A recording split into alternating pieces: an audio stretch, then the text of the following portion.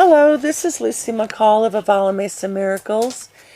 This is As Above, So Below for December 10th through the 17th, 2021, and this is aired on KNCE Radio, 93.5 FM, Taos, New Mexico, Mountain Standard Time, by the way.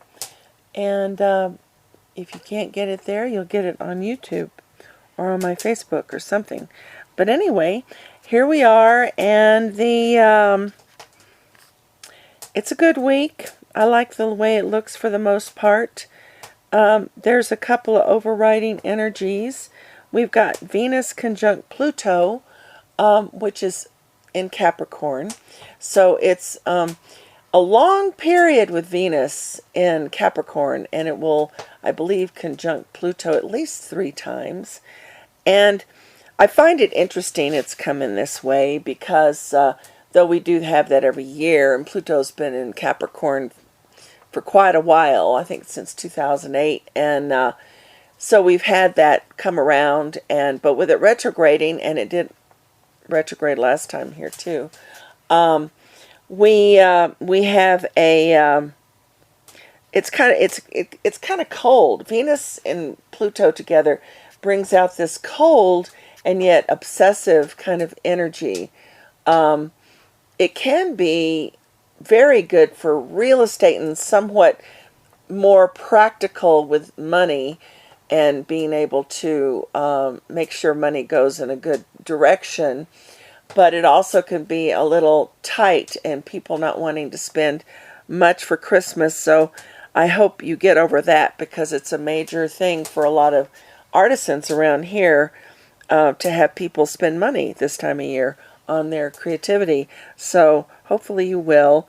But I find it interesting that it's in Pluto now, conjunct Pluto now, because pretty soon we're going to have this outrageously magnificent Venus, Jupiter, Neptune conjunction in Pisces, which is kind of where people open up their hearts really wide and just fly, literally fly, because it's conjuncting Pegasus. But this Venus-Pluto is very pragmatic. It's like, no, I'm not going to live with you because I know you don't have an income.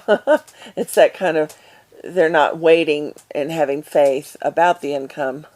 They're just like, you don't have one, I can't deal with it, And so, and it's just about practicality in love. Will this take, looking at love in a way, will this take the long road, or are we just going to have this big flash in the pan and then be all worn out because of it, and then, all that kind of stuff that can happen with relationships. It's much more pragmatic. It really looks at the situation to see if it is the person is a good life partner and can actually be a good, or even a good friend partner. And so it can be the end of relationships that people are hanging on each other and not pulling their weight. People can all of a sudden go, look, I can't handle this anymore, because there's a certain amount of exhaustion energy with it, and people just can't do all of it. People need to pull their weight. So it's that kind of pragmatism there. So, and like I said, it'll be around for quite a while, I think till February, and then it starts to move very fast towards the Jupiter-Neptune conjunction in Pisces, where it's not going to be very pragmatic at all. But all of you who want to take advantage of that and other people, just don't do that. That's not nice. Just pull your weight. Everyone should pull their weight right now, and that's what Venus and conjunct Pluto and Capricorn hopefully is teaching us and getting us ready for having really divine love and divine relationships, and not being so needy, So, though Pisces sometimes has a pretty needy energy, it's like for people who need to just pull their act together if they're going to have a relationship. So then we have a Mercury sextile Jupiter. Now that is a lovely aspect because it brings in a lot of good philosophical and creative discussion, a lot of good creativity with words and theater, and anything to do with expression, especially in the word area.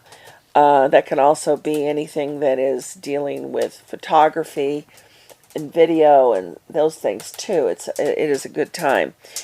And then we have a Sun square Neptune is a pretty strong overriding influence, which sometimes can be hard to see. And this is because Neptune aspects are sometimes hard to see. But Sun square Neptune can often be kind of spacey and unclear about their direction. So if you don't know exactly what's going on this week, you're in good company. A lot of people are trying to figure that out too. And then we have two influences that are strong. Mars going into Sagittarius, Mercury going into Capricorn on the same day. So this Mars-Mercury ingress on the same day, they will be semi-sextile to each other. So Mars-Mercury connecting with each other has a lot to do with mechanical issues. And hopefully that means there's good mechanical issues. I mean, it may be that something breaks down that was going to break down and you have a good thing happening with it getting fixed. You know, you have the resource, you have the people who are good at it. So that's part of the deal. But it also can be sometimes aggravating in the communication area. You know, that's up to you if you want to go there. It can be confrontational. It's a pretty strong one. So hopefully that'll be all right. Now, interestingly enough, that ingress does happen on Monday. They both happen on Monday. And then on Saturday, we actually have the only three major aspects this week are all on Saturday. So it's Saturday and Monday will be full of change. Now Friday, today, December 10th, the moon is close to Satabisha and going towards Purvabhadra. That is sidereal Aquarius going towards the tail of Pegasus. And with the moon conjuncting Neptune, which is sitting at the tail of Pegasus for quite a while now and will be for a while longer. So it's a good day for fantasy and sometimes illusion, which is often unuseful to us. But it's also just a good day of information and a spiritual awakening can happen. The nighttime should be a very good dreamy state, hopefully giving you some good insight. Saturday, December 11th, this is a day of the three major aspects. Venus conjunct Pluto, and this is, like I said, kind of an obsessive one. It's pretty sultry too. It's pretty good for kind of dark music. I don't know if that's the right word. Shadowy music, like some kind of gothy jazz. It's very good for that. It's also, like I said, it can be obsessive where people can kind of go overboard on a relationship and it's not really conducive to their real life. So watch out for that. And then Mercury sextile Jupiter is this day also. And like I said, that's really good for philosophical discussion and interchange. Sun square Neptune that day, where we hit the big delusional aspect of just not being really clear with ourselves and others. So watch out for that. And also Neptune being at Purvabhadra going towards Uttarabhadra. This is all about Pegasus on Saturday. Very strong aspect, which is great for fantasy and making up things and just, kind of living a fantasy life for a minute. And then Sunday, December 12th, it's Guadalupe Day. So a good celebration of the Mother Goddess and Mother of Jesus and that lady of divine energy. She is residing over this day, as well as moon conjunct Chiron Moon sextile Saturn. This gives me a feeling, since the moon usually rules the saintly goddesses and the goddesses themselves, that there's going to be a lot to do with healing on this day, as well as a lot of practical ways in living life. And I often think women are so good at being practical with finances. Monday, December 13th, and this ends up being Santa Lucia Day. So another goddess saint is being celebrated this day, when the moon goes from Revati to, and it was on Revati yesterday, December 12th, and December 13th it's still at Revati, going towards the Ashwini. Revati is sidereal Pisces, Western Aries. It is a day of compassion and caring and loving, and that's pretty much Sunday, and that's pretty much Monday too. Also going towards Ashwini, there's a lot more activity. Of course, Santa Lucia is the goddess or saint of the light, Lucia. So it also has to do with seeing and having clear eyesight. So that's a strong one. And on this day is powerful aspects of Mars going into Sag and Mercury going into Capricorn. There's also Moon squaring that Pluto conjunct Venus. So it's definitely a mixed bag that day. A lot of energy. Try not to let your obsession separate you from people you care about. That's an important factor in that.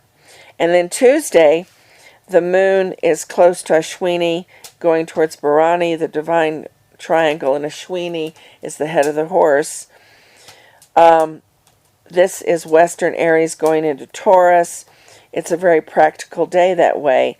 There's a lot of aspects to the moon that are guiding us into doing things a lot with our own home. On Wednesday, the moon is close to the divine triangle, and this is a day that's very good for relationships.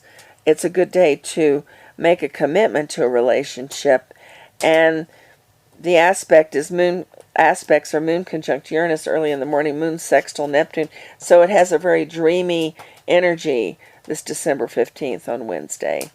And then Thursday, December 16th, the moon goes from Taurus to Gemini Western, and it's at Pleiades or Kritika. And this, of course, is a very honored little constellation up near sidereal Taurus, Western Gemini, that helps us see through things clearly and cut through the illusion, which we all need to do a lot of this week anyway. So then moon trine Pluto, moon trine Venus. So now we have that Venus-Pluto conjunction trine by moon. So there should be a lot more fun and sensual energy around the moon at that time, rather than the obsessive thing. And then Friday, December 17th, the moon is close to the red star Aldebaran or Rohini, the happiest place for the moon, they say. And it's pretty much next Friday will be an emotionally balanced day. The moon is in conjunct Mercury, sextile Chiron, and trine Saturn. And this is all just generally a pretty good day. And there's a lot more caring going on a Rohini day, Aldebaran day. Anyhow, one of the things that's been fascinating this week is watching the moon, the crescent moon, going up through the lineup of the planets as it got near the Venus, and then it got near Saturn now, and then Jupiter last night. And now the other planets, they're all lined up in a row, but we won't be able to see them generally unless you have a telescope or something, because the planets past Saturn are just that way. So anyway, I hope you've been watching it. It's been very beautiful, and the starlight has been really strong at night, along with the brightness of that crescent moon. Oh, but we're cloudy and we are glad it's cloudy. So tonight it might be cloudy. We won't be able to see it, but hopefully you did get to see all that. Now I would like to talk a little bit more about Jupiter, because that rules Sagittarius, and just this time of year. Jupiter ruling the liver also has a lot to do with the circulation. The blood going through the liver gets cleansed by the liver. And so one of the things we want to do this time of year, which is already part of the diet this time of year, is ginger. Ginger is a wonderful one to help clear the arteries and make the heart stronger because of it, and the liver as well. And it really helps if there's a queasy stomach, you ate too much somewhere, or you had to travel far, and and Jupiter rules travel, but also the ginger will help a lot with a queasy stomach through traveling. Good, it's an excellent medicine for what is it? Travel nausea. I forget the name of it, but that kind of thing. Anyway, it's such a good one, and it can be in everything, and it can be inclusive all through your food at Christmas time or Hanukkah, whatever you're celebrating, the winter solstice. All those spices are very, very happy this time of year to be used, because they also just bring up the sunny energy, because they are generally growing in warm places, though ginger has a place in the northern hemisphere, usually in the wet woods of the northeast and the north in general, and the northwest, and sometimes in the southeast. It will grow. I grow it in a pot in the window, though I've never dug it up yet. It just keeps growing. And there's probably some in there. It'd be good to use. But it is just an excellent plant. And if a person is having trouble with their taste buds, it might be one of the few things they can really taste. So ginger, what a wonderful plant. And so good for the liver, the blood, and those things ruled by Jupiter. So it also tends to be somewhat anti-inflammatory, and so it's also really good to grate it up and put it on an inflamed joint on your body. And yeah, good old ginger. So yep, it's a good time of year to give extra energy to your arteries, your veins, your heart, your liver. Other things I love this time of year to eat a lot of raw garlic, because we do kind of overdo the fats and all that. And one of the main problem with fats, even good fats, I think it seems, can kind of latch on to some of this white stuff that we have in our water around here that is in our bodies if we're drinking it. It's a lot of people buy their water. I've been working through just distilling and straining, because I really like to drink my own water. There's nothing else wrong with my water except that it's hard, but that is hard on us. So anyway, the ginger and apples and garlic and lemons and cider vinegar are all really good for breaking some of this stuff down. And also this time of year, when we tend to be so decadent in our desires for delicious things, maybe decadent's too hard a word. I mean, after all, we should have a good time, right? It's that time of year. But is the to do lemon one time a day and cider vinegar another time a day. I tend to do lemon in the morning, cider vinegar at night. It helps just break down all the extra things in our blood and helps our circulatory system be strong. So I hope you have a really happy time. Happy everything.